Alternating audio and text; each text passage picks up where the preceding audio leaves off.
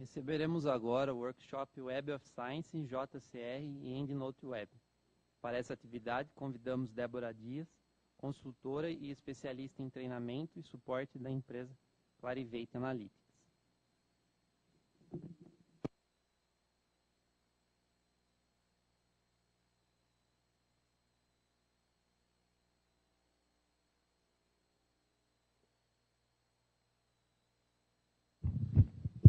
Beleza.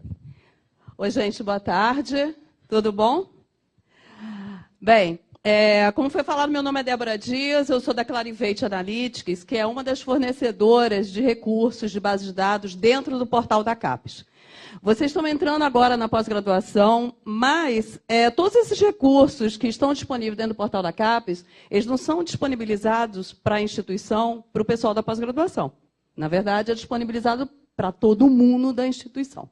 Então, a minha primeira pergunta para vocês é saber, vocês conhecem o portal da CAPES? Já usam os recursos dentro dele? Já? Quem já é da USP, quem não é da USP, que veio de outras instituições. Tem alguém que nunca ouviu falar do que é o portal de periódicos da CAPES? Pode falar, se de repente você é um desses, não precisa ficar sem graça, tá? Por que eu estou perguntando? De repente sou eu e não vou falar, né? Por que eu estou perguntando isso? Porque o portal da CAPES, ele é um portal, né? Ele é um agregador que tem muita informação, tem bases de dados de análise bibliométrica, tem bases de dados referenciais, tem conteúdos de revistas, de teses, de dissertações, de livros, de conferências, tem bases de dados com informação de patente. Ou seja, é uma gama de informações muito grande para vocês utilizarem. A apresentação que aconteceu antes aqui, ela falava de como você escrever, né, o seu trabalho, a sua tese, a sua dissertação. Mas para você fazer isso, você tem que pesquisar, você tem que ter recursos, você tem que ler, né, esses artigos, esses trabalhos, para poder te dar uma base para você poder trabalhar. E é dentro desses recursos, dessas ferramentas que a gente vai apresentar, que não são as únicas dentro do portal da CAPES, que você vai encontrar isso. Tá? Então, é importante que vocês entendam para que vai ser utilizado. Eu vou fazer aqui alguns exemplos para que vocês possam já ter uma noção de como é que isso funciona. Tá? Então, vamos ver aqui como é que eu vou fazer isso, se eu vou fazer certo ou não. Não, não vou. Vamos daqui mesmo, está tudo certo. Bem, já vou ficar por aqui, que depois eu vou ter que ficar tudo aqui dentro do computador, não tem jeito. A Clarivate Analytics, agora só para posicionar vocês, o fornecedor dessas bases de dados que a gente vai falar. A Clarivate Analytics, ela é uma empresa que tem um histórico de mais de 50 anos. Ela foi criada no começo dos anos 60, com o nome de ISI, Institute for Scientific Information. Ao longo desses mais de 50 anos, esse nome tem mudado. Então, passou de ISI para Thomson, depois para Thomson Reuters, e há 3 anos... está fazendo 3 anos agora, a gente se chama Clarivate Analytics. Na verdade, o que mudou foi o nome da empresa. Mas as bases, os conteúdos, o que você acessa, as pesquisas que você faz, os recursos, todos eles continuam iguais. Então, se você usava, sei lá, 4 ou 5 anos a Web of Science, que é uma das bases que a gente vai falar, você vai usar hoje da mesma forma, claro, com alguma coisa diferente em termos de interface, de funcionalidades novas implementadas, mas, de qualquer maneira, o que mudou, basicamente, é o nome do fornecedor. Essa minha apresentação aqui, ela vai começar com esses slides, que, na verdade, são mais introdutórios, para a gente apresentar exatamente um resumo desses 3 recursos que a gente vai falar, que são 2 bases de dados e um software. Mas eu queria já deixar bem claro que toda e qualquer pergunta, toda e qualquer dúvida que vocês tenham, não precisa esperar nada, não. Tá? Não tem aquela coisa, pergunta só no final da apresentação. Não. Tem dúvida? A tua dúvida é agora. Pergunta. Tá? Porque aí já fica mais claro, a gente já esclarece no contexto da tua dúvida. Eu acho que é um pouco mais interessante. Bem, vamos lá. O primeiro recurso que a gente vai falar é a Web of Science. A Web of Science, todos esses estão dentro do portal da CAPES, tá? A Web of Science, ela é uma base de dados referencial. Dentro dela, eu indexo revistas científicas do mundo inteiro, de todas as áreas do conhecimento, e conferências também do mundo inteiro, de todas as áreas do conhecimento. Aqui a gente fala que ela tem livros também, mas só que essa parte de livros não está assinada dentro do portal. Então, apesar de existir uma subcoleção de livros do mundo inteiro, também de todas as áreas do conhecimento, na realidade, pela assinatura que existe dentro do portal de periódicos, vocês vão acessar revistas científicas e conferências, desde o ano de 1900. Então, quando você fizer uma pesquisa na Web of Science, você está pesquisando nesse monte de revista científica e conferência do mundo inteiro, de todas as áreas do conhecimento. É uma base referencial. Então, dentro dela, você tem as informações bibliográficas. Título, palavra-chave, resumo, nome do autor, revista onde foi publicado. Que vai servir para quê exatamente? Num primeiro momento, para você fazer o levantamento bibliográfico. Eu estou pesquisando a respeito de um determinado tema. Eu quero saber o que já foi publicado sobre ele até agora, ou o que está sendo mais prioritário dentro daquela linha de pesquisa, dentro daquela temática. Ou eu quero saber exatamente o que os pesquisadores das instituições brasileiras estão pesquisando e publicando sobre isso. Eu consigo fazer tudo isso dentro da base. Então, a base serve para você fazer a pesquisa bibliográfica, para procurar, de repente, o texto completo para você ler, mas também ela tem ferramentas. Ferramentas que vão permitir que você faça ranking, que você faça análise da produção científica, porque eu capturo todas as informações do que foi publicado nas revistas, de capa a capa. Então, as informações dos artigos, com as citações que eles receberam até o momento, com a bibliografia que os autores declararam, tudo isso. Por isso que a gente diz que essa base é um índice de citações na web. Porque eu tenho o quê? As informações desse interrelacionamento entre os artigos. O artigo foi publicado, os autores citaram vários outros artigos que foram publicados anteriormente. Então, é a base bibliográfica que eles se basearam para dar continuidade àquela pesquisa e publicar aquele artigo. E esse artigo foi citado por outros nas suas bibliografias quando publicados posteriormente. Essa base atualiza diariamente, dias úteis, de segunda a sexta. Então, você faz uma pesquisa hoje, vai achar um monte de artigos. Amanhã, é capaz de achar um pouquinho mais naquela mesma pesquisa. Então, é um recurso e é uma ferramenta muito importante para que vocês trabalhem. Dentro da Web of Science, eu indexo sempre o critério para indexação de revistas e conferências é elas serem importantes, pertinentes, influentes na área do conhecimento que elas publicam. Então, na apresentação anterior, uma pessoa falou da qualidade da publicação, né? A qualidade do artigo.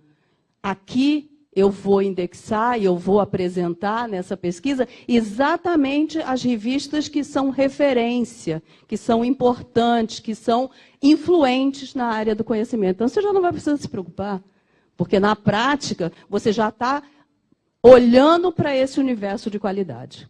Tá? Além desta base, a gente vai falar de uma outra, que é o JCR, o Journal Citation Reports. O Journal Citation Reports é uma base de dados de análise bibliométrica de revistas, que tem uma edição por ano.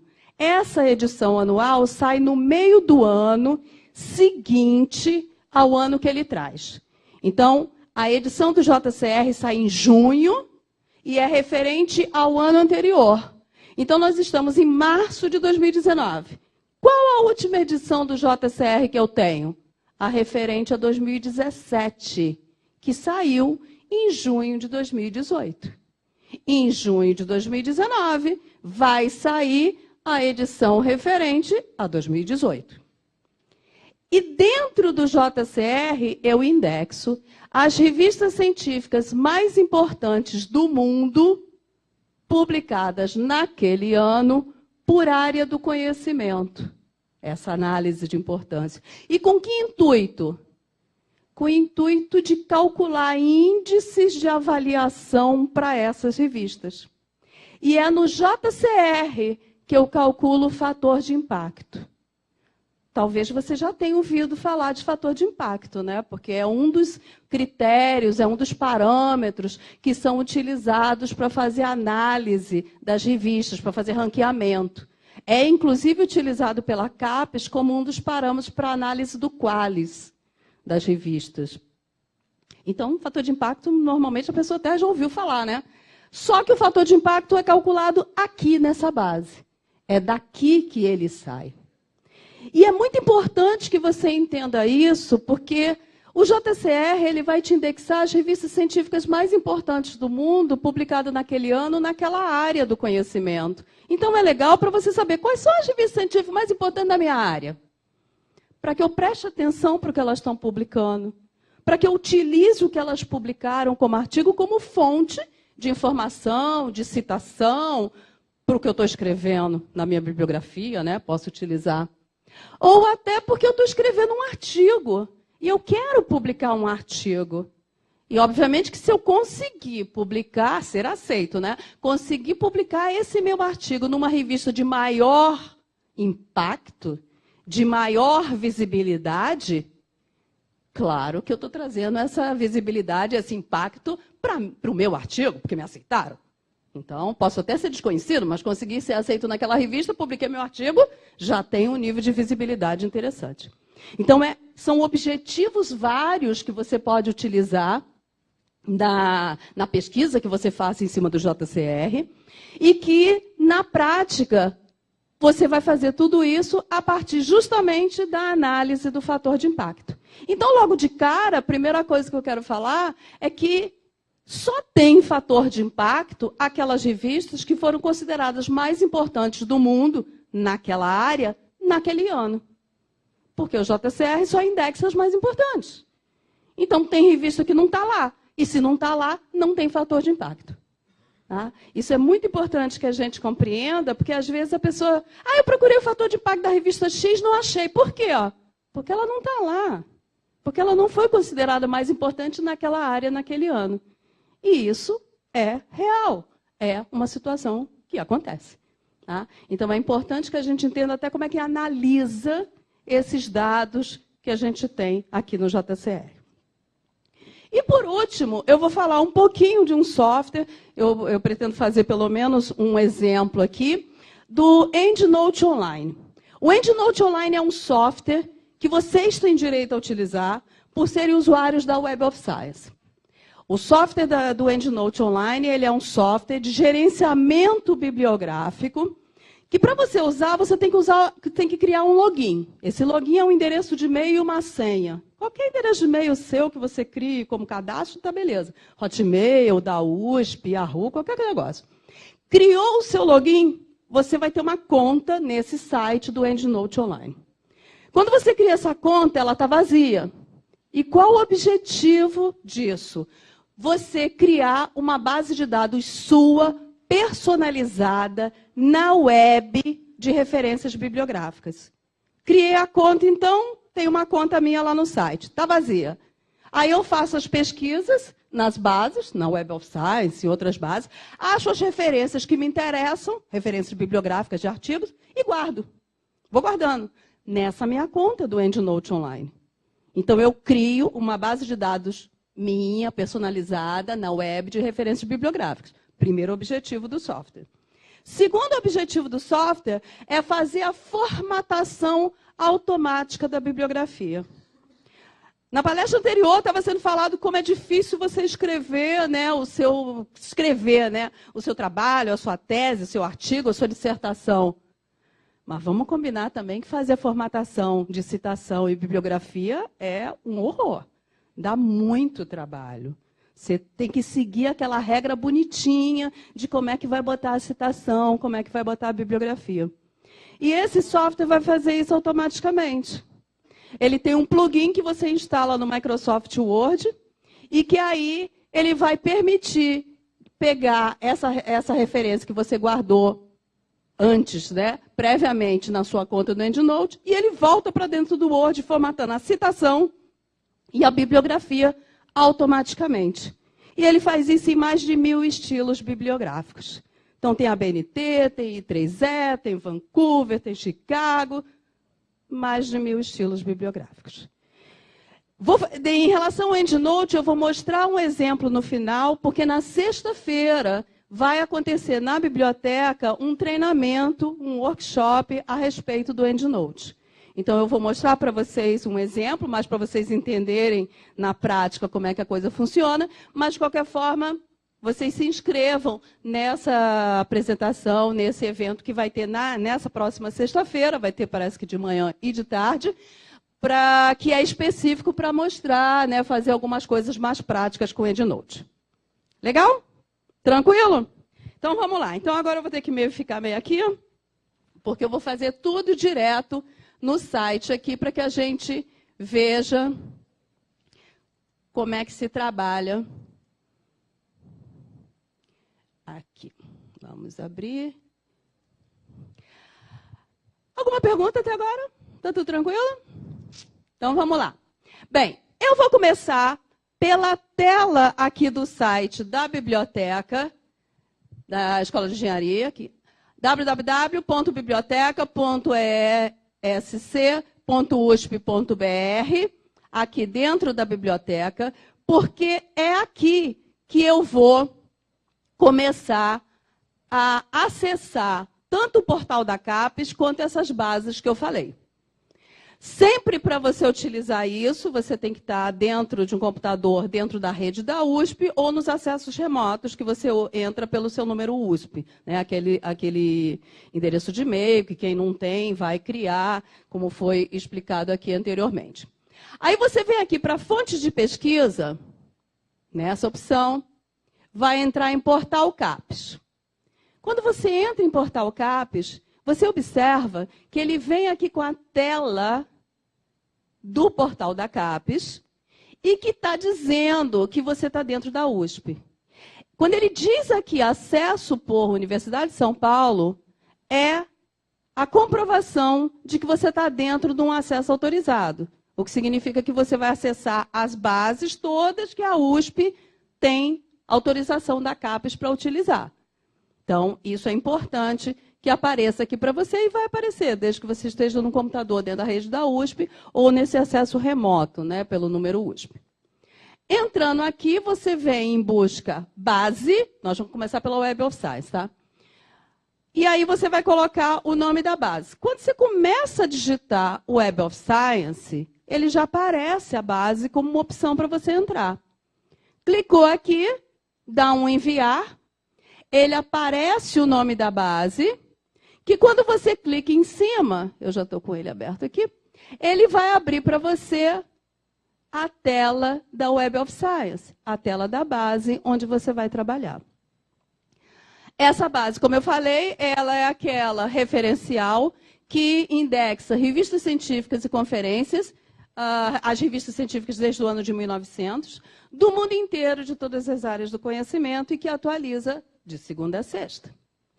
Quando você olha aqui, você vê uma interface em português. Mas é só interface, né? A pesquisa você vai fazer necessariamente em inglês. E os dados que vão aparecer para você como resultados também serão em inglês. Por quê? Porque as revistas científicas, para serem indexadas, são aquelas importantes nas áreas do conhecimento que elas publicam, né? E para isso, elas têm que seguir um conjunto de parâmetros. Entre eles, tem que ter um padrão editorial internacional. Que significa dizer que mesmo que a revista publique o texto completo do artigo em chinês ou em português, ela necessariamente tem que publicar o título, as palavras-chave ou os resumos em inglês, obrigatoriamente. Mas, de qualquer forma, inglês é o idioma da publicação científica internacional. Em algumas áreas mais, em outras áreas menos. E na área de vocês, muito. Cada vez mais, praticamente a totalidade é publicado em inglês. Tá? Algumas outras áreas, você vai para algumas de humanas, algumas ciências sociais, ainda tem muita coisa, percentualmente, né, publicada em outros idiomas, em idiomas locais. Mas, áreas mais duras, realmente publica majoritariamente, se não totalmente, em inglês.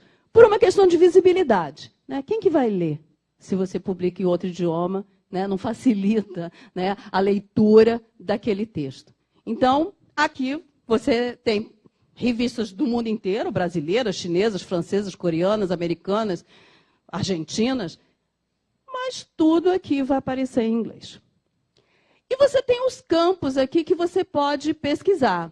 Esses campos aqui, você tem já uma definição aqui do lado, quando você coloca o cursor em cima, e você observa que todos esses campos, eles são carregados a partir do que foi publicado na revista.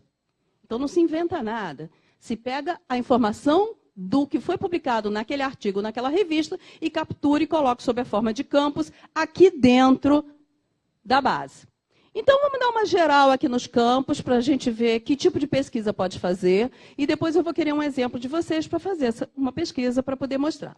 Então, você pode pesquisar por tópico, que é a pesquisa mais comum, porque funciona como pesquisar um campo assunto. Então, quando você pesquisa em tópico, as palavras que aqui ficarão serão buscadas no título, palavras-chave ou resumo. Sempre lembrando que é tudo em inglês para pesquisar. Título, procura no título, pode ser pelo nome do autor, o nome da revista, ano de publicação, o órgão de fomento que fez o financiamento. Ah, eu quero ver quais foram os artigos financiados pelo CNPq, porque eu vou propor, vou dar entrada para um pedido de financiamento de pesquisa junto ao CNPq, e eu quero saber se já tem gente que eles estão financiando para isso, com a mesma linha de pesquisa.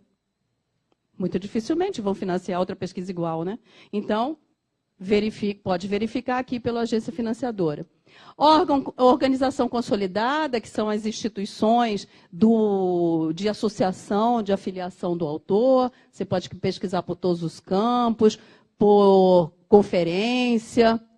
Vários campos aqui. Eu consigo por idioma, né? Então, eu quero saber só os artigos que foram publicados no idioma português. Claro que vai ser bem pouquinha coisa. Dependendo da área, praticamente nada. Então, não use isso como um limitador, né? Porque realmente o que você vai encontrar majoritariamente são artigos publicados em inglês. Então, diz para mim, queria um exemplo de vocês. Alguma coisa que seja pertinente, que tenha a ver com alguma coisa que vocês pesquisem, se interessem, para a gente pesquisar aqui. O que vocês querem pesquisar? Tem alguma coisa? Por favor, fala aí.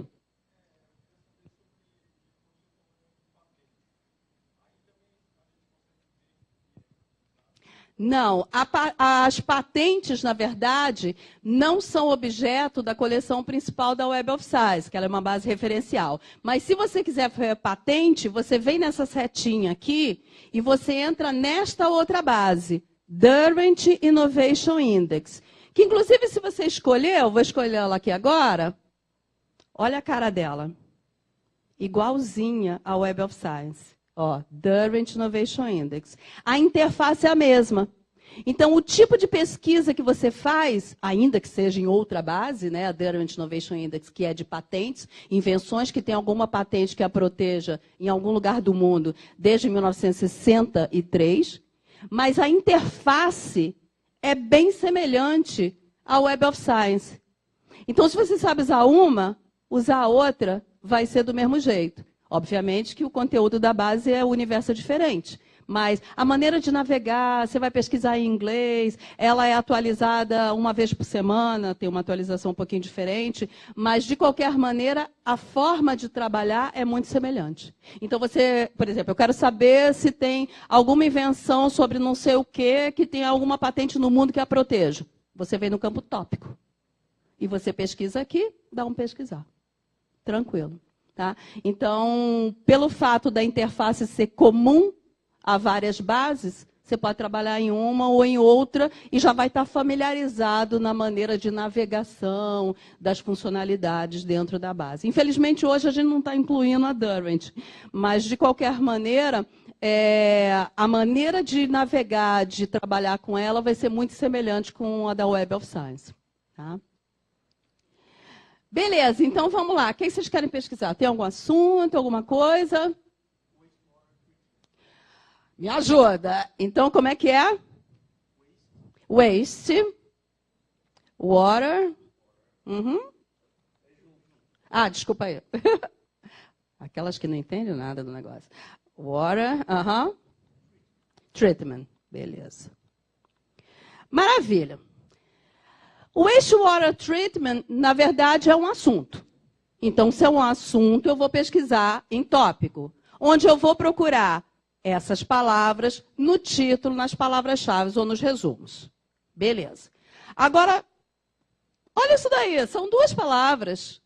Se eu deixar com esse branco aqui no meio, é como se eu estivesse pesquisando a existência da palavra wastewater e da palavra treatment, não necessariamente juntas e nessa sequência, né? Podia estar uma no título, outra no meio do resumo, podia estar assim, mas podia estar assim, assim, assim.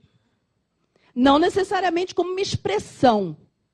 Se eu quero uma expressão, ou seja, eu só quero se tiver as duas palavras juntas e nessa sequência. Tá? Senão, não, porque é uma expressão e eu sei que todo mundo que trata desse assunto escreve essa expressão.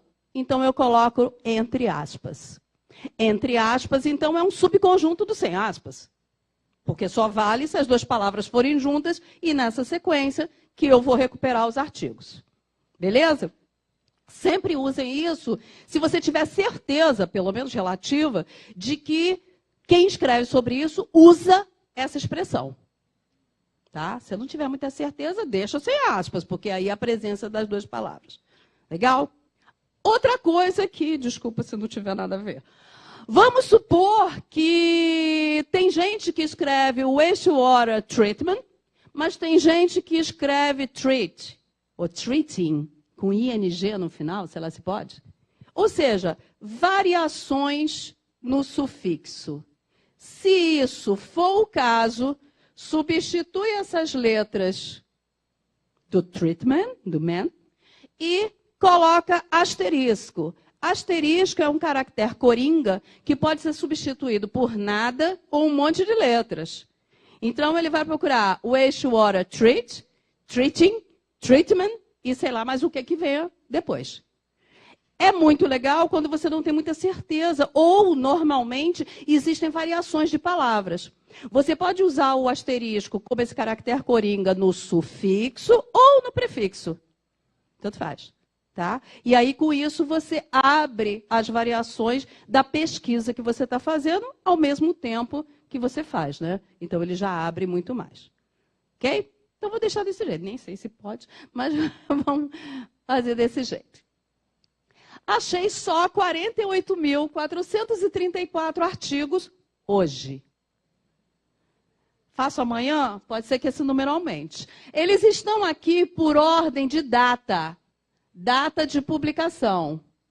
Olha aqui, ó. Por data de publicação. Aí você diz assim para mim, nossa senhora, 48, não vai dar para ler isso tudo. Não, lógico que não. Mas a ideia é você recuperar um monte para você poder filtrar. Você tem essa coluna aqui da esquerda que vai te permitir filtrar por N parâmetros. Então, você pode filtrar para ver só os publicados ano passado, 2018, sei lá. Foram 5.013. Clica aqui no quadradinho, dá um refinar, vão ficar 5.013.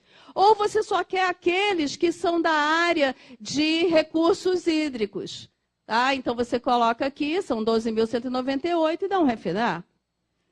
Ou você só quer os que foram publicados pelos pesquisadores da Universidade da Califórnia. Clica aqui, são 539 artigos, dá um refinar. Qualquer parâmetro você pode refinar. Mas você pode também fazer uma análise. Vamos supor que esse seja o tema que me interessa, eu estou acabando meu curso, eu quero me especializar, eu quero fazer um curso lá fora, e eu quero saber qual é o país que, por associação dos seus autores nos artigos que publicam, mais tem foco para pesquisar e publicar sobre esse assunto aqui. Ó. Eu quero fazer um ranking, baseado nesses 48.434 artigos. Beleza, vamos fazer.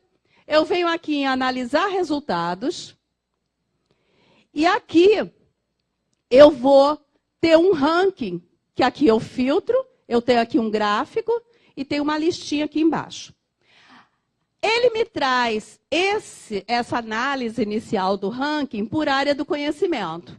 Então, eu sei que 22.058 artigos são da área de ciências ambientais, 8.037 da área de engenharia química, e vai por aí afora. Mas não é isso que eu quero. Eu quero fazer um ranking de país. Tá bom, muda para país. Mudou para país? Aqui é do browser. Ah, mamãe do céu, peraí. Deixa eu mudar o browser. Esse browser deve estar numa outra... ficou louco.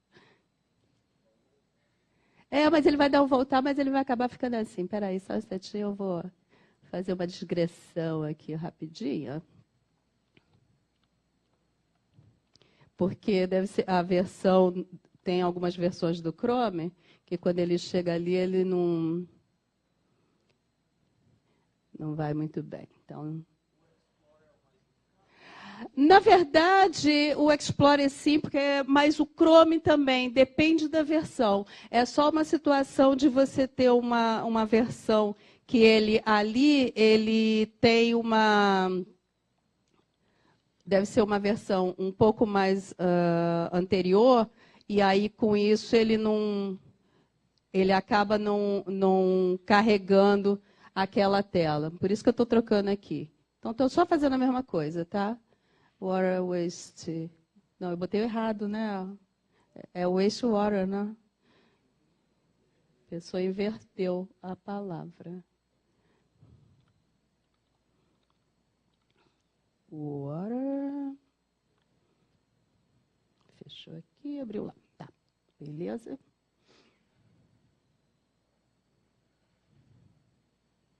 Maravilha, então vamos lá. Analisar resultados. Ele me traz aqui e vamos nós aqui para o país. Aí eu descubro que o pessoal da China, pesquisadores com associação e instituições chinesas, publicaram 10.584 artigos sobre esse tema, né? Naquele total nosso lá de 48.434. 7.515 tem gente de instituições americanas, 2.080 do Canadá, 1.717 da Itália. Posso usar, inclusive, esse ranking para filtrar. Olha só, do Brasil são 1.307 artigos. Eu quero ver, então, esses 1.307 artigos agora. Só os que tem gente de alguma instituição brasileira. Marco aqui o quadradinho e dou um exibir selecionados. Quando eu faço isso, o meu conteúdo agora, o meu universo de recuperação, ele agora são 1.307 artigos que falam de wastewater treat, alguma coisa, e que tem entre os seus autores, pelo menos um deles, com associação em alguma instituição brasileira. Ainda não é tão pouco, né? 1.307. Aí você fica assim, eu queria ler os artigos que fossem mais significativos, porque eu não vou ler isso tudo. Como é que eu faço? Um dos critérios que a gente sugere é que você coloque esses artigos por quantidade de citações. Porque se o artigo foi mais citado pelos pares, ele tem mais influência, ele é mais utilizado, ele tem mais visibilidade. Então, você deveria conhecê-lo em primeiro lugar também. Então, colocando por ordem de número de citações, eu vejo que esse artigo aqui foi o que recebeu mais citação, com 557 citações recebidas. O que está em segundo lugar, 521. Você viu que ele recebe tanta citação que ele recebeu até uma taça junto. Tá? A taça do artigo mais citado, ele é um conceito relativo de importância. Quando você diz artigo mais citado, você faz um somatório de todas as citações que aquele artigo recebeu desde quando ele foi publicado até agora. Quando o artigo recebe taça, que é o que a gente chama de highly cited, ele é um artigo que tem, no máximo, 10 anos de publicado. E que o fato dele ter recebido essa quantidade de citações o coloca entre os 1% mais citados dos publicados nos últimos 10 anos na sua área do conhecimento, comparativamente àqueles publicados na mesma área no mesmo ano. Então, é um critério relativo de importância.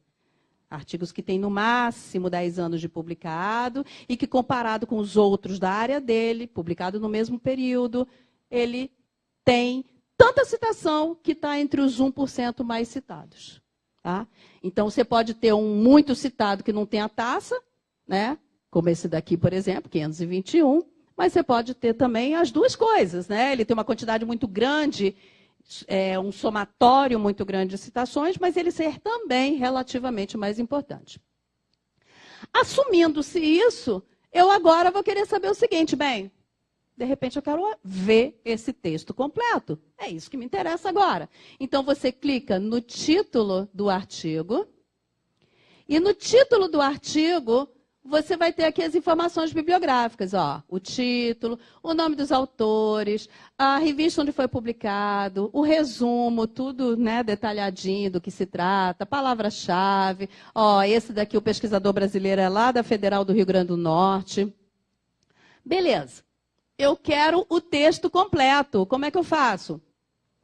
Tem esse link. Tem vários links para conseguir o texto completo. Você sai clicando em todos aí, qualquer um deles ou todos eles, para conseguir o texto completo. No que você clicou, ele abre uma outra aba, e nessa outra aba, se você está no endereço IP autorizado, ele vai verificar o que a USP e o que o portal de periódicos da CAPES assina de conteúdo.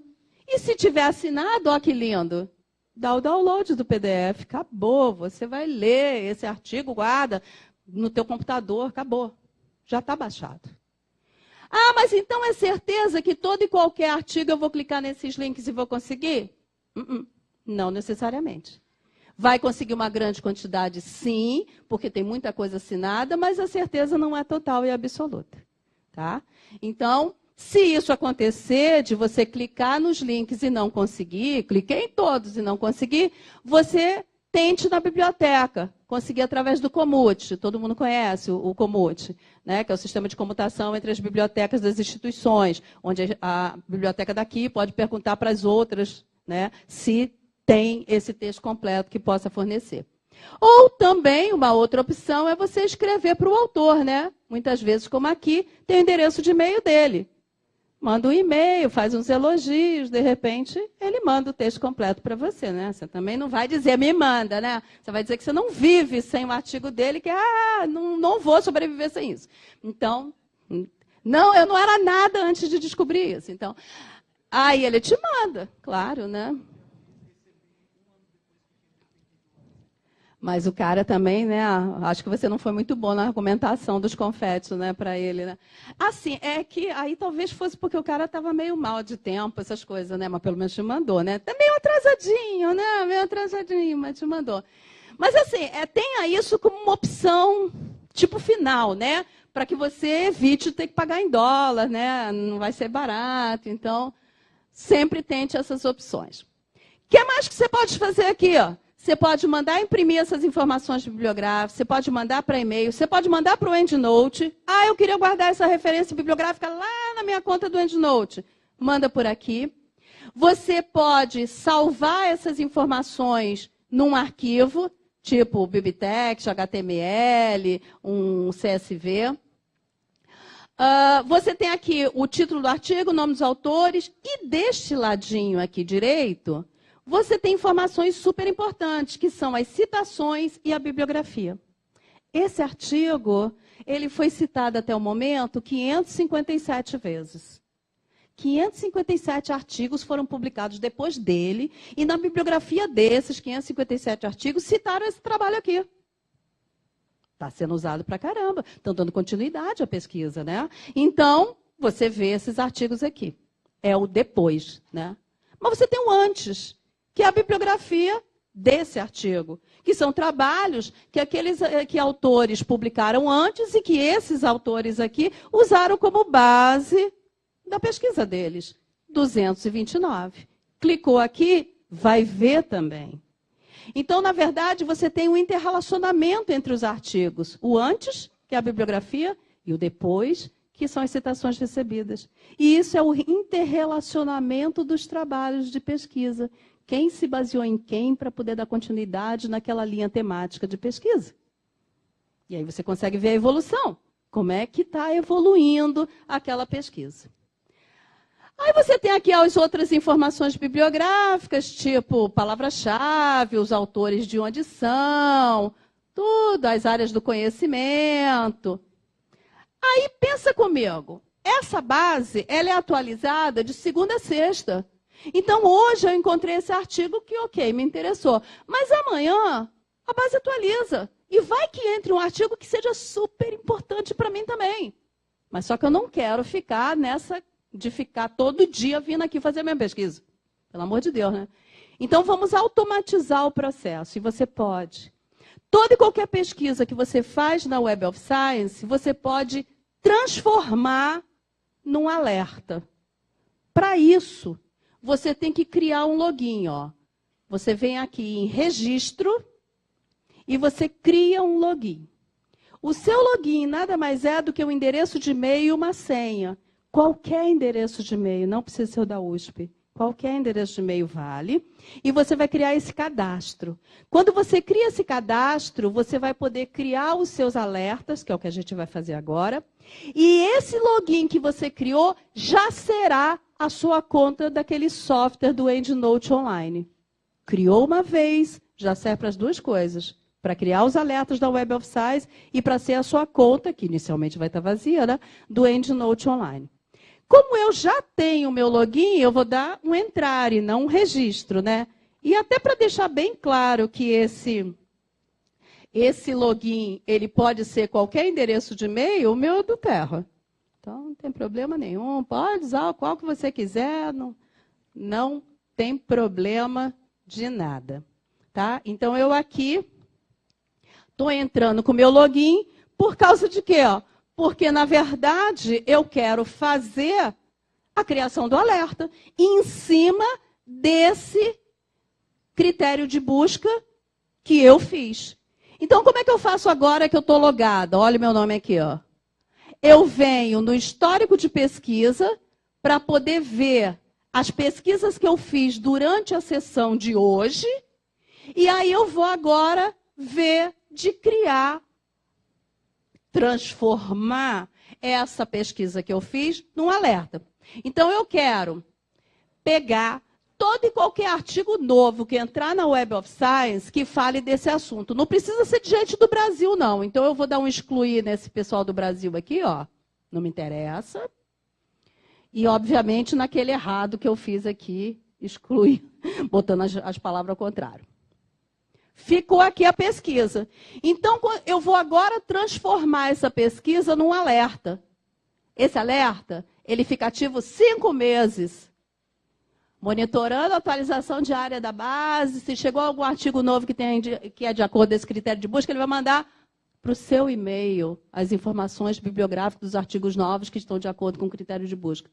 Quando estiver próximo dos 5 meses para vencer, ele manda uma mensagem para você dizendo que vai vencer. Aí você pega e renova, fica mais 5 meses. E fica nesse papo aí.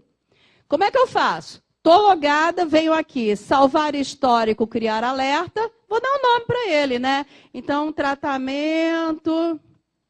O nome é meu, então eu coloco do jeito que eu quero. Tratamento de água. Tá? Aí, descrição. Sei lá, minha pesquisa. Tanto o nome quanto a descrição, coloque coisas que te ajudem a lembrar depois, tá? Porque você pode criar N alertas. Então, se você não botar nada que te ajude aqui, daqui a pouco você tem 30, já não vai saber o que cada um faz. O importante aqui é deixar marcado esse quadradinho ele vai ficar durante 5 meses monitorando a atualização da base. Se chegar algum artigo novo que fala de wastewater treat alguma coisa, ele manda para o meu e-mail o quê? Eu sugiro que você peça esse mais completo com resumo, tá?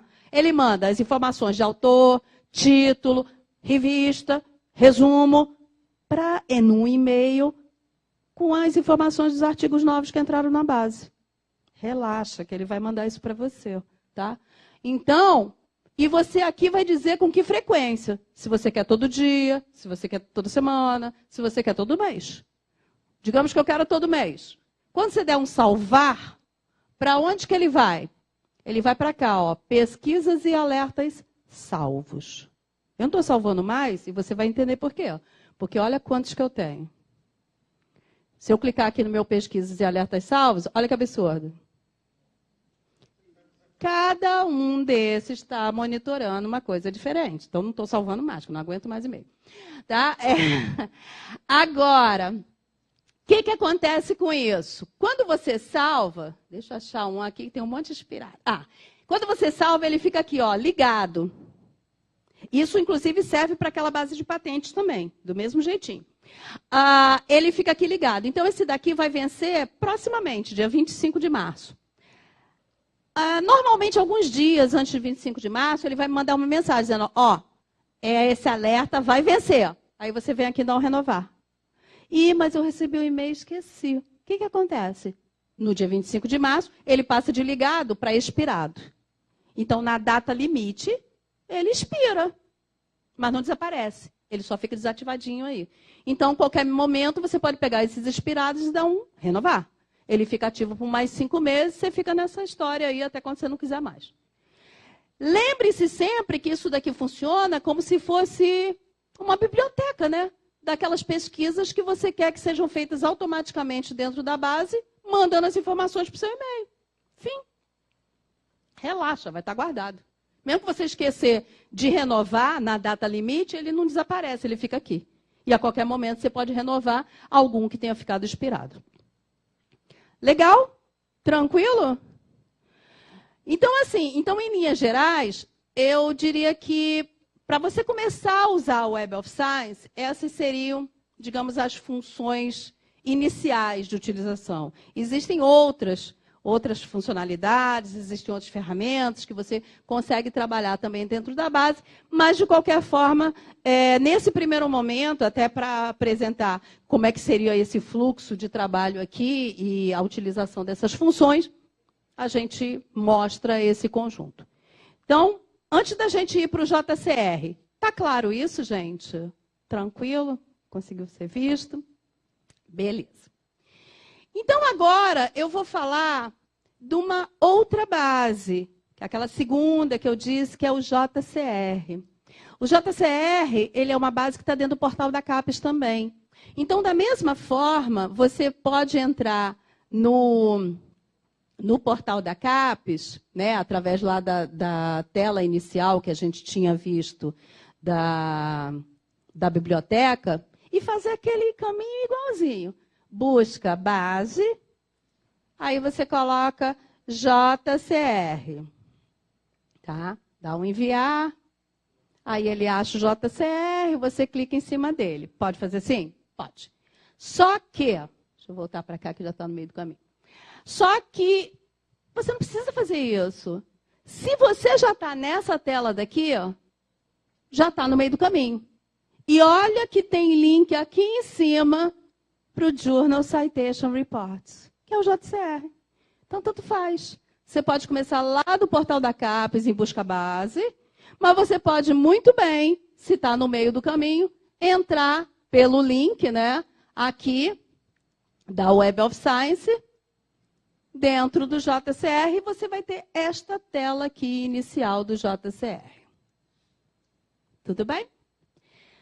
Eu falei no começo algumas possibilidades de que se usa, né, para que se usa o JCR. Então, eu uso o JCR para saber se uma revista está lá. Porque se uma revista está lá, significa que ela é importante naquele ano, naquela área do conhecimento que ela publica. Seja para eu prestar atenção no que ela está publicando, seja para eu utilizar como fonte de pesquisa, de citação no meu trabalho, seja para tentar publicar um artigo que eu estou escrevendo. Lembre-se que isso tem muita importância. Vocês vão começar agora, não sei se vocês sabem de algum caso, ou já aconteceu com alguém que vocês conhecem e tal, mas existem grupos editoriais internacionais, principalmente indianos e chineses, que têm uma ação muito, digamos, forte, junto aos autores. E mandam e-mails, descobrem você, e aí mandam um e-mail do tipo, nossa, vimos aquele seu artigo, aquela sua tese, aquela sua não sei o quê, que você escreveu, muito boa, publique com a gente é uma revista ótima. Você só tem que pagar $2.000, mas a nossa revista é maravilhosa, publique com a gente. É um negócio. Então, não acreditem de cara. A revista vai dizer que é maravilhosa. Checa se ela é maravilhosa. E muitas vezes, inclusive tem um grupo indiano que tem revistas publicadas, tem uma gama de revistas científicas, entre aspas, de todas as áreas do conhecimento. É uma beleza, é do feijão ao automóvel, tem de tudo. E aí, eles normalmente, quando você entra no site deles, eles dizem, né, informam lá que a revista tem um fator de impacto, não sei qual. Na verdade, eles criaram um pretenso fator de impacto, que a abreviação é não sei o que IF, mas para justamente confundir com o Impact Factor, e que não tem nada a ver. Fica um flash lá piscando no site, dizendo que o fator de impacto deles é muito alto, muito bom, muito isso, muito aquilo, e não é verdade. Aí, de repente, você não se atenta para esse detalhe, você paga, você publica na revista e, além de perder o dinheiro, ainda perde o artigo, porque ele não é mais original e você já publicou naquela revista que já não tem uma fama muito grande. Então, sempre cheque. E uma das maneiras de você checar, e é por isso que eu vou fazer esse exemplo aqui, é você vir aqui no JCR. E quando você entra no JCR e você se depara com essa tela, obviamente que está lá pedindo o nome da revista. Então, você coloca, né, para saber se a revista está lá. Então, eu vou, digamos que eu quero saber se essa revista daqui, ela está indexada, ela está no JCR. É a African Journal of Agricultural Research, é da área de agricultura, não é muito a área de vocês, mas ela vai mostrar uma coisa que eu quero que vocês observem, tá? Então, quero saber se essa revista está indexada dentro do JCR, porque eu estou considerando publicar o meu artigo, vamos pensar nesse caso, nessa revista. E, obviamente, eu quero saber se ela está indexada dentro do JCR, para saber se ela é uma das mais importantes na área que ela publica. Comecei a digitar, ela foi encontrada aqui, eu clico em cima do nome e ele me mostra. A African Journal of Agricultural Research, ela é uma revista publicada na Nigéria, ela é da área de agricultura multidisciplinar e ela publica em inglês e ela publica 24 números por ano. E eu obtenho esta telinha daqui. Olhando para essa tela, eu quero que você me responda, essa revista está ou não está indexada dentro do JCR? Sim ou não? Quem acha sim? Quem acha não? Bem, pelo menos não alguns acham. Assim ninguém acha. O resto do pessoal não sabe. É tipo, não sei. Então, vamos saber aqui. Olha só. Lembra que o JCR tem uma edição por ano? Aqui, dentro do sistema, você tem as edições desde 1997. Até a última, que é 2017 por hora. São 20 anos de edições do JCR. O fato de uma revista estar numa edição não garante ela estar na próxima. E muito menos ter estado na anterior. Quando você pesquisa pelaquela tela inicial e coloca o nome da revista, ele vai buscar em toda e qualquer uma das edições do JCR desde 1997 até agora, se a revista está. E te mostra. E, nesse caso, a revista esteve, do verbo não está mais, considerada entre as mais importantes do mundo. Então, eu posso afirmar que essa revista, no ano de 2009 e no ano de 2010, ela, sim, foi considerada entre as mais importantes do mundo na área de agricultura multidisciplinar. Mas, de lá para cá, e já fazem 7 anos, ela não mais está considerada entre as mais importantes. Então, vale o não como resposta, não está. Porque, normalmente, quando você faz esse tipo de questionamento, você quer saber o hoje. Não a glória passada, né? Se a revista era importante no passado, agora não é mais. O que me interessa agora no momento, se eu vou publicar agora? Né? Ou vou usar o que ela está publicando agora? Né? Então, nesse caso, ela não está mais. Então, a resposta para a pergunta seria não. Ela não está indexada. Ela esteve nesses 2 anos, sim, beleza, mas não está mais. De repente perdeu importância, não estão mais citando ela mudou a linha editorial, enfim, não está mais. Muito importante entender isso, porque isso é um caso concreto, prático, que acontece muitas vezes. Porque muitas vezes a pessoa vem aqui, faz a pesquisa pelo nome, acha a revista, nem olha o ano, e tá. E de repente não está. Como é o caso dessa daqui. Legal? Tá claro isso, gente? Tranquilo? Porque normalmente quando você pergunta esse tipo de coisa, é porque você quer saber da última edição. Não é tempos atrás. Tá? Outra coisa que é muito comum que se faz no JCR não é ver uma revista especificamente, mas é querer saber todas as revistas que são consideradas mais importantes naquele último ano, normalmente, daquela área do conhecimento que te interessa. E, para isso, você vem em browse por revista. Browse por revista, que você pode baixar, pode mandar essa lista aqui. Quando você entra, ele te mostra todas as revistas que no ano da última edição, né, 2017, você tem as edições anteriores aqui, né, até 97. Quais são as revistas consideradas mais importantes? E aqui, ele tem tudo misturado, de tudo quanto é a área do conhecimento. Lembre-se sempre que o valor do fator de impacto não tem um valor intrínseco se não for analisado contextualizadamente. Ou seja, cada área do conhecimento tem um patamar de fator de impacto. Então, se você olha aqui a nossa listinha, que está por ordem das revistas, por ordem de fator de impacto, todo mundo misturado, medicina, oncologia, química, não sei o quê, você vê que o fator de impacto mais alto é 244,585 da Câncer, da revista Câncer, de oncologia. Mas isso é na área de oncologia. Ela é primeiro lugar em oncologia. A primeiro lugar em outras áreas pode ser 1, pode ser 20, pode ser 50, pode ser 0,3. Cada área tem uma especificidade. Legal? Diz para mim, que área do conhecimento vocês querem ver? Sim, não, mais ou menos? Nenhuma? Engenharia? O quê? Ninguém quer ver materiais. Então, tá bom. Então, vamos fazer materiais. Quando eu venho aqui para materiais, estou chegando nos materiais.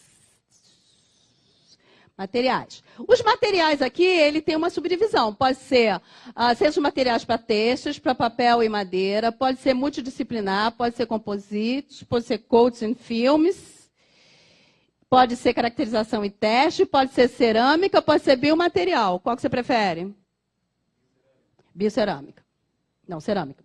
Tá, beleza. Marquei cerâmica aqui. Venho aqui e dou um submeter. Quando eu faço isso, ele muda.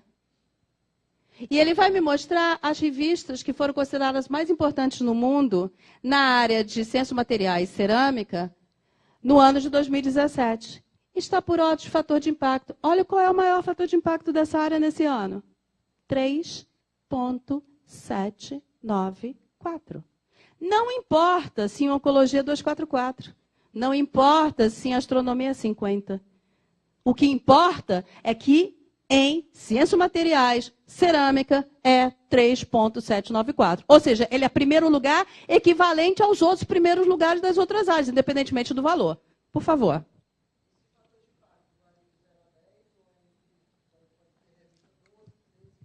Pode ter 244, pode ter 0,1, porque ele é um cálculo. Vou te mostrar como é que é o cálculo agora, como é que se calcula o fator de impacto. Por isso que ele não tem um range, ele não tem uma escala que você joga na escala.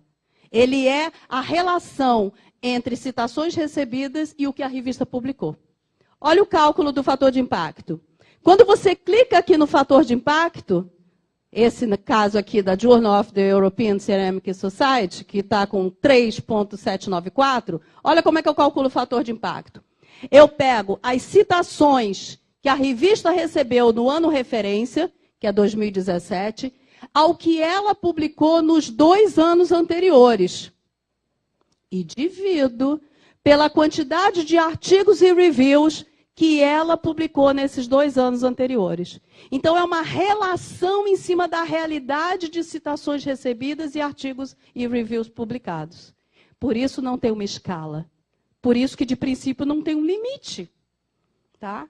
Hoje, o limite é da revista que tem maior fator de impacto, que é a Câncer, com 244. Pode ser que esse ano, quando entre a nova edição, a Câncer cresça um pouquinho mais, e aí subiu o limite para cima, dos 244. Mas é esse cálculo. Tá? Então, por isso que a gente diz que a análise ela sempre tem que ser contextualizada na área. Porque se você pegar, por exemplo, essa revista com 3 e comparar com a Câncer, que é 244, ó, que horror.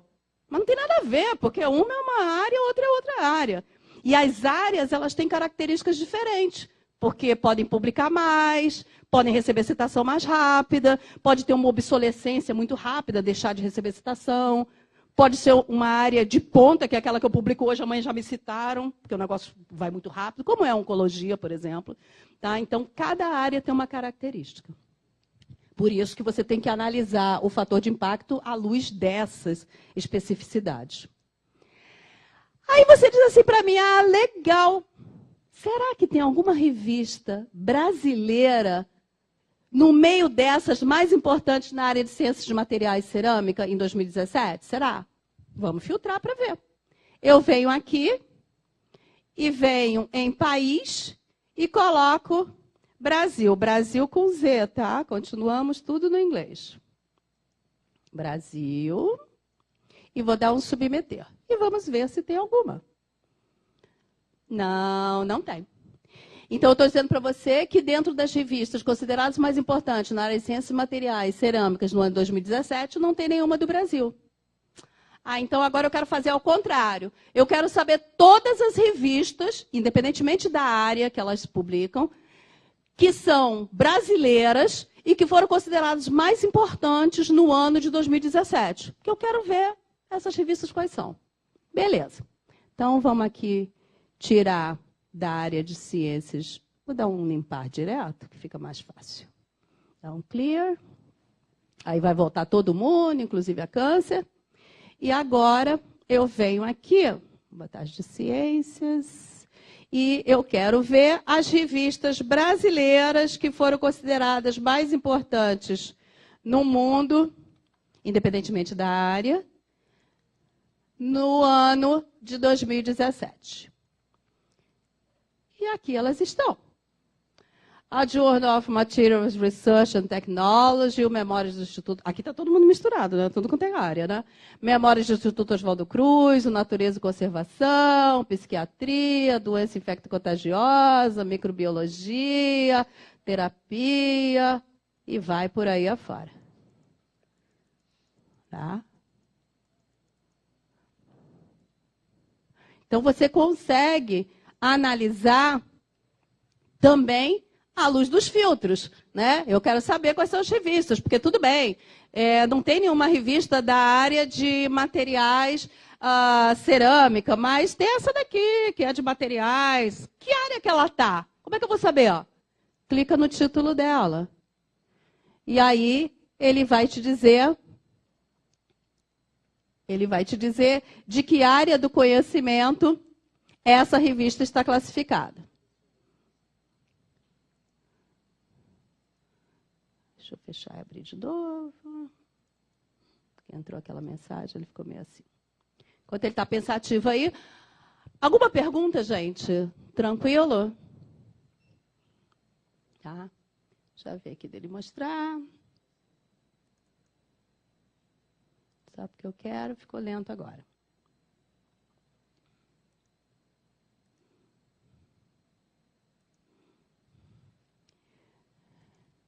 Bem, daqui a pouco ele aparece e a gente fala. Tá? Então, você consegue fazer várias análises em relação ao JCR. Então, é muito importante que você entenda que esses dados, ele te trazem aqui, né, de maneira que você pode ter vários objetivos, né, para usar como fonte de informação, para tentar para ver em qual revista você publicaria o seu artigo, mas todas essas informações estão aqui. Essa revista daqui, que é uma revista brasileira, embora ela esteja publicada lá pelo Elsevier, mas ela é uma revista brasileira, e ela está categorizada na área de ciências de materiais multidisciplinar e na área de engenharia metalúrgica e metalurgia. Tá? Então, você consegue identificar aqui, ela publica em inglês, 4 números por ano. Então. Legal? Tranquilo? Então, para a gente finalizar, eu quero mostrar um pouquinho do EndNote. O EndNote, como eu falei, vai ter um treinamento na sexta-feira, então se inscrevam, porque eu acho que vai ser bem interessante, porque vocês vão fazer um negócio um pouquinho mais detalhado, com um pouquinho mais de tempo. Mas eu quero pelo menos mostrar, até para quem nunca viu isso, como é que ele funciona.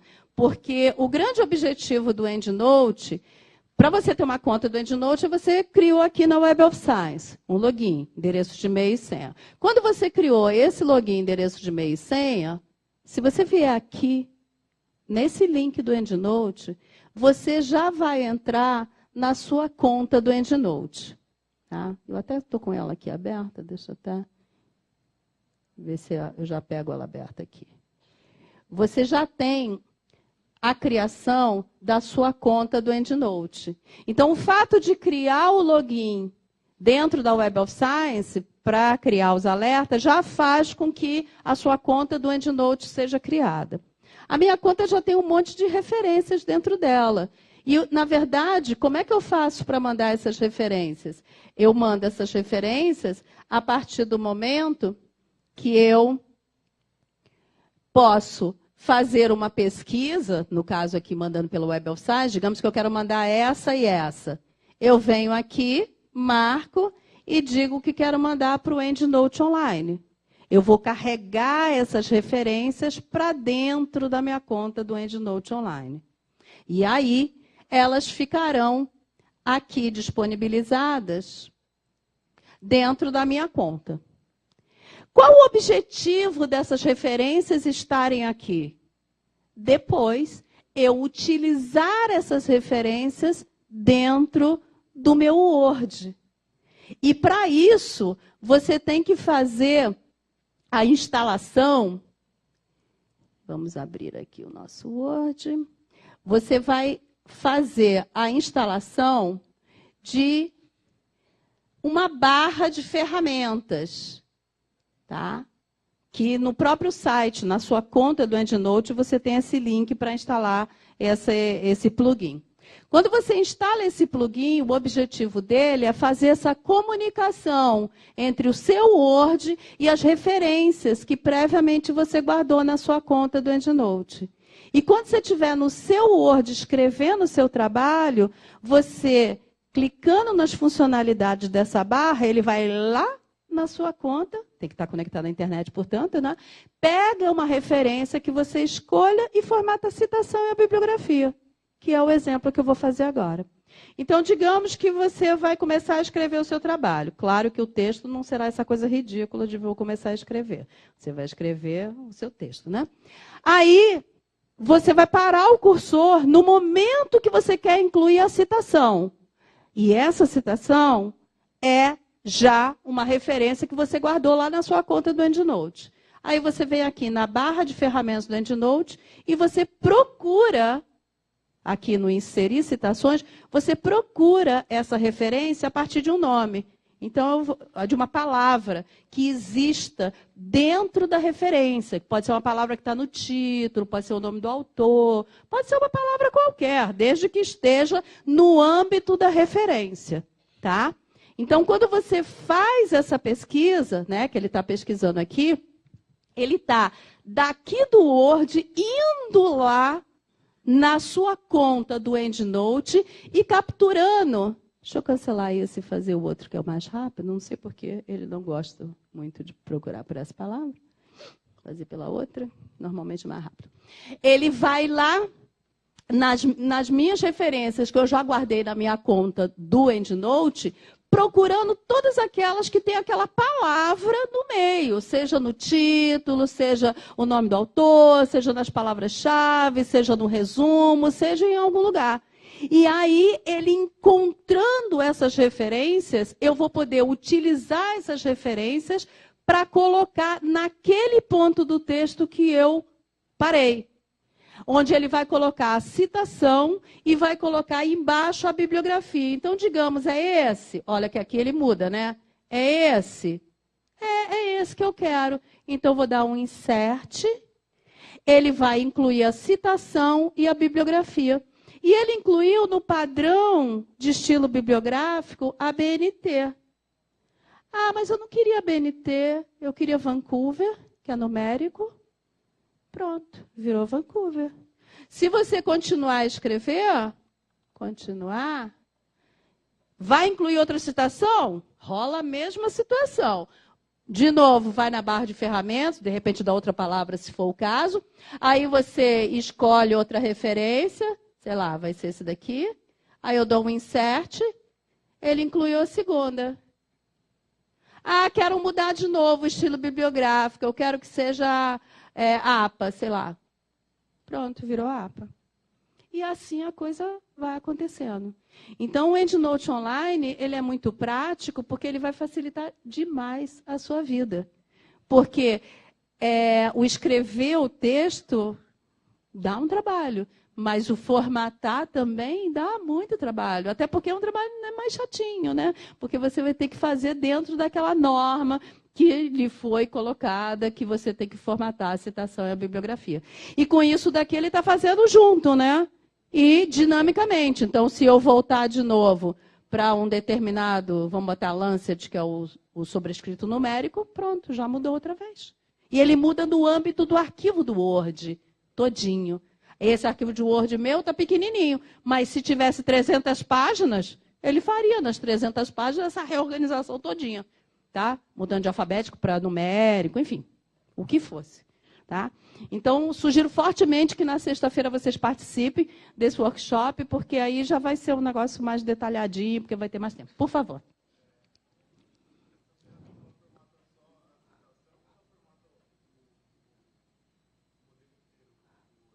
Não, é citação e bibliografia.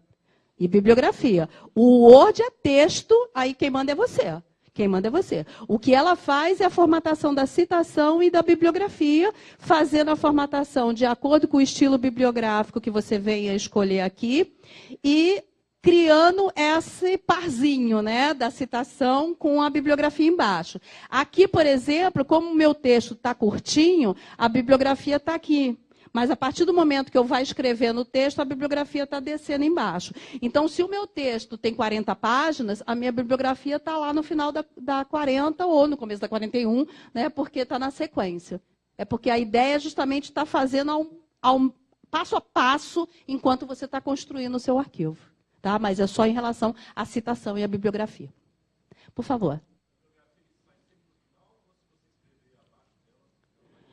Não, na verdade, o princípio do EndNote é sempre colocar a bibliografia no final do arquivo do Word. No final do arquivo do Word.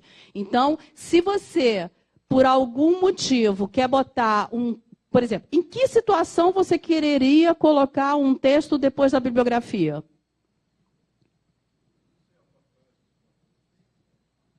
Eu só consigo ver você querer colocar a bibliografia algum texto depois da bibliografia, porque, por exemplo, se for um texto, de repente você pode colocar no final de tudo. Se for uma nota de rodapé, aí ela entra como nota de rodapé, aí já é um outro papo. Mas, aproveitando a tua pergunta, posso puxar o gancho para uma coisa diferente. Vamos supor que você queira... você está escrevendo um livro. Teu livro tem capítulos. E você quer botar uma bibliografia em cada capítulo. Ou seja, cada capítulo vai ter o texto, a bibliografia dele e vai e volta. Então, nesse caso, para o EndNote, você tem que criar um arquivo, o Word, para cada capítulo. Porque ele vai fazer o texto e a bibliografia daquele. Segundo arquivo, segundo capítulo, com o texto e a bibliografia dele no final. Tá? Então, tem que ver em que situação você quereria colocar alguma coisa no final. Mas se for alguma coisa desse tipo capitulado, que você queira realmente, em cada pedaço, ter uma bibliografia referente àquele pedaço, vai ser um arquivo Word para cada pedaço. Sempre assim. Tá? Sempre assim. Por favor.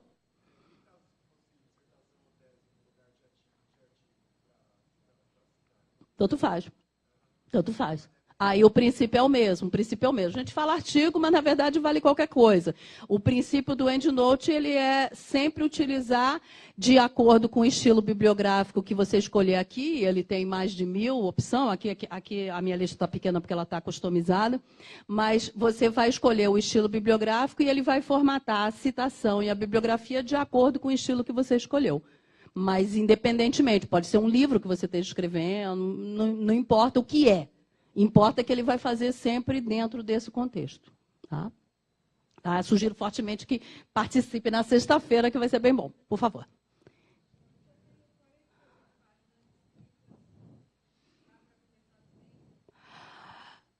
O EndNote é uma coisa muito ciumenta. É tudo ou nada. Ou faz com ele, ou fecha com ele, ou não. Ou seja... No seu caso, como no caso de qualquer um que esteja no meio do caminho, é muito uma análise de custo-benefício, exatamente. O que é melhor? Eu tenho 48 páginas, mas eu vou chegar a 60. Nesse caso, eu preferia sofrer mais 12 e fazer na mão. Eu tenho 48 páginas, mas eu vou chegar a 150. Então, eu voltaria para o começo e faria. Porque o que acontece? Aqui, ele controla o que ele faz. Então, se ele incluiu 2 citações, e isso são 2 bibliografias, isso ele controla. No teu caso, se você partir de um arquivo que já tem 48 citações e 48 referências na bibliografia, e você, a partir da 49ª, vai incluir a partir dele, ele só vai controlar o que ele colocar. Ou seja, vai ficar uma bagunça. Principalmente se você estiver trabalhando com estilo bibliográfico que seja, por exemplo, alfabético. Porque se for posicional numérico, beleza, você colocou do 1 ao 48, ele começa na 49 e vai controlar só da 49 para frente. Mas se ele é alfabético, você tem lá A, B, C, D, E, F, e botou a 49ª é A de novo, tem que botar em cima. Ele não vai fazer isso. Então, é uma análise muito do tipo, o que vale a pena para você nesse arquivo? Tá? Então, no seu caso, eu avaliaria. Está com 48 páginas, vai... Quanto ainda falta para acabar? É muito mais que vale a pena eu voltar para o começo e fazer pelo EndNote tudo de novo? Ou eu continuo do jeito que eu estava e a partir do próximo eu faço no EndNote? Porque senão ele não vai controlar. Ele só controla o que ele faz. O que você faz ele não reconhece. Então vai ficar meio misturadinho. Tá? Então tem que avaliar isso. Infelizmente. Por favor. É uma outra opção. Posso dar outros. Zotero, Referenciamentos, RefWorks, tem um monte. Que nem browser, né? Tem um monte também.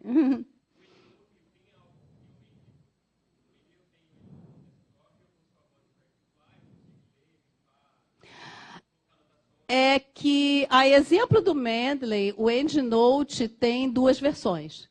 Tem uma versão que é essa, que é gratuita, que é o EndNote Online, que ela é online e ela é, digamos, uma versão mais light do software.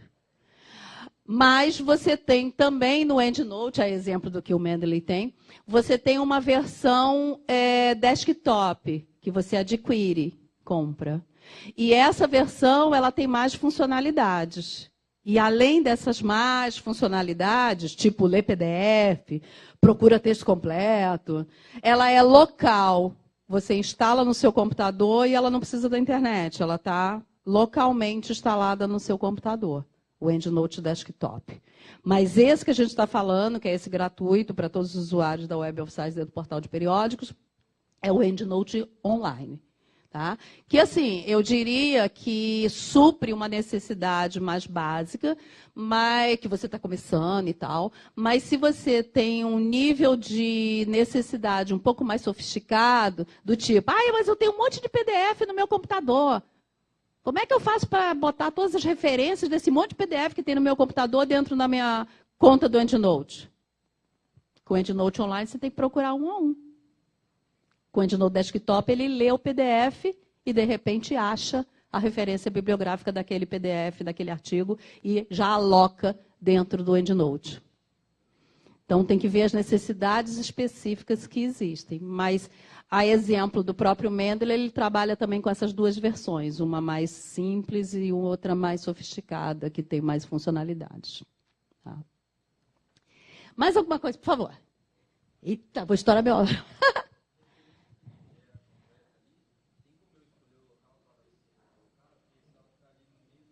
Não, ela não está no meio do texto. Ela está no final do texto. É porque o meu texto é pequeno. Meu texto é pequeno. Ó, meu texto vai crescer. Meu texto está crescendo. Aí ela está descendo.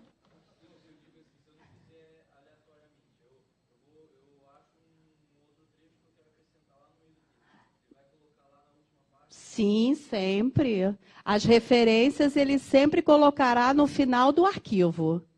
No final do arquivo. Então, tipo assim, meu texto está desse tamanho. A bibliografia está aqui. Ih, esqueci de botar uma referência aqui. Ó. Beleza, coloca agora. Coloca agora. Insert. Incluiu aqui. Olha ele aqui. Tá? Então, ele sempre vai trabalhar com as referências, a bibliografia, no final do texto. Seja o tamanho que o texto tenha. Então, o texto está pequeno, está aqui. O texto vai crescendo, ela vai descendo, vai descendo, vai descendo, vai descendo. Incluir uma coisa no meio do caminho é no texto. Ele vai incluir a referência embaixo, no final do texto. Tá? Então, não tem essa de colocar, não. Legal? Ai, meu Deus. Cadê outra pessoa que ia falar? Já está atrasando. Tudo bem? Tranquilo? Bem, gente... Desculpa o atraso, né? Que tem uma outra pessoa que ainda vai falar agora. E, estou à disposição de qualquer coisa, independentemente disso. O pessoal da biblioteca aqui dá um suporte, né, local para vocês, para tudo que vocês precisarem. De qualquer maneira, eu sempre venho aqui para São Carlos pelo menos 2 vezes por ano. Aliás, já passei umas datas para a Beth, para a gente fazer os treinamentos com um pouco mais de tempo. Então, com certeza, a gente vai voltar. De qualquer maneira, contem com o suporte. E sexta-feira, em relação ao EndNote, olha a nossa amiga lá que vai falar do EndNote, ela vai estar esperando vocês na sexta-feira. Legal? Obrigada, gente. Valeu.